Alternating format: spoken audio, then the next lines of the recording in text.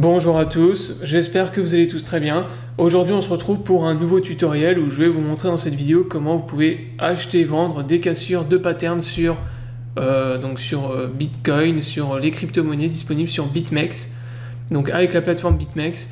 Donc ça peut être des patterns de type triangle comme ce que vous avez ici, ça peut être des cassures de canal haussier, canal baissier, des cassures de support, résistance quand vous êtes dans des ranges par exemple. Voilà donc comment vous pouvez rentrer à l'achat ou à la vente dans des cassures de patterns, donc tout type de pattern que vous détectez. Donc là on va prendre un exemple très simple, par exemple le triangle qui est ici sur le LTC, donc Litecoin contre Bitcoin.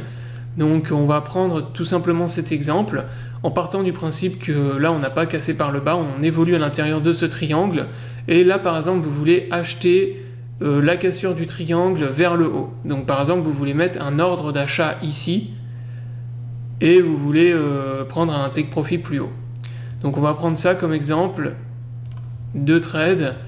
Donc achat ici avec un stop loss à l'intérieur du pattern et vous voulez TP par exemple un peu plus haut vers ici. Donc là pour pouvoir rentrer à l'achat à la cassure ici, vous n'allez pas pouvoir utiliser les options limite et market qui sont disponibles ici, puisque si vous mettez limite avec une valeur par exemple, la valeur qu'on avait ici, donc on veut rentrer à l'achat à 0,0158, si je tape ici 0,0158 et que je clique sur achat, ce qu'il va faire c'est qu'il va me market buy, donc il va me faire rentrer au prix du marché et donc il va me faire rentrer directement dans le marché ici, il va me faire acheter directement.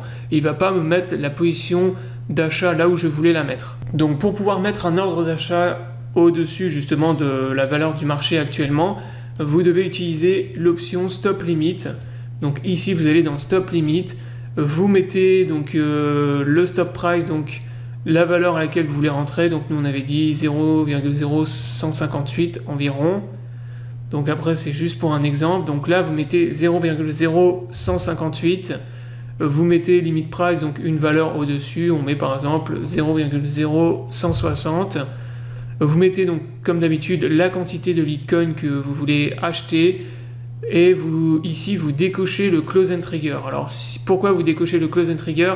Si vous laissez close and trigger en coché, donc comme je vous l'avais expliqué déjà dans les précédents tutoriels, vous allez en fait directement close l'ordre puisque vous n'avez aucune position d'activer actuellement. Donc close and trigger activé vous permet en fait de clôturer les positions qui sont déjà activées dans vos positions ici en bas. Donc les trades qui sont déjà passés, qui sont déjà en cours de route, si vous n'avez aucun trade, ce qu'il va faire c'est qu'il va simplement clôturer l'ordre.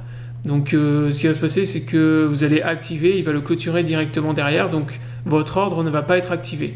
Donc là vous décochez le close and trigger, vous choisissez donc comme d'habitude votre levier et vous cliquez ensuite sur set buy stop, donc pour mettre un ordre d'achat. Donc là il vous a lancé l'ordre, donc là vous voyez que j'ai mon ordre à 0,0158, donc là si le Bitcoin remonte, donc là on part toujours du principe qu'on est dans le triangle, donc si le Bitcoin par exemple il avait cassé le triangle vers le haut, qu'il avait fait ceci et qu'il l'avait cassé par le haut, là votre ordre aurait été activé ici, donc vous aurez lancé une position longue, une position d'achat ici à la cassure du pattern et ensuite votre trade aura été activé comme ça. Donc là voilà comment vous pouvez faire pour rentrer justement à l'achat dans des cassures de pattern. Donc une fois que le trade aura été activé, bien sûr il faut mettre en place un stop loss. Donc là le stop loss, vous devez attendre que l'ordre soit activé. Donc vous aurez pu mettre par exemple un stop loss juste en dessous vers 0,0155. Donc pour le stop limit, là par contre vous laissez le close and trigger enclenché, donc activé. Et vous auriez pu mettre par exemple 155 ici et le stop, le limit price, donc en dessous, une valeur qui est en dessous. Donc par exemple vous aurez pu mettre 150. Pour prendre la cassure du pattern vers le bas, c'est exactement la même chose. Donc là, on part du principe que vous vouliez vendre des Litecoin à la cassure du triangle. Donc là, vous auriez vendu par exemple à 0,0154. Vous auriez mis ici 154. Une valeur, donc vous auriez laissé par exemple 0,0150. Close and trigger, vous l'auriez laissé coché et ensuite vous auriez cliqué sur Sell Stop. Donc là, bien sûr, vous ne pouvez pas le faire parce que le prix est plus bas que la valeur de mon stop, mais dans l'hypothèse voilà, où on serait toujours à l'intérieur du triangle, ici vous auriez pu mettre un ordre de vente. Voilà comment vous pouvez faire pour mettre en place des ordres d'achat pour les cassures de résistance support. Voilà, j'espère que la vidéo vous aura plu. Je vous invite à vous abonner à la chaîne pour ne pas rater les prochaines vidéos. Je vous souhaite à tous une bonne journée et à bientôt pour une prochaine vidéo.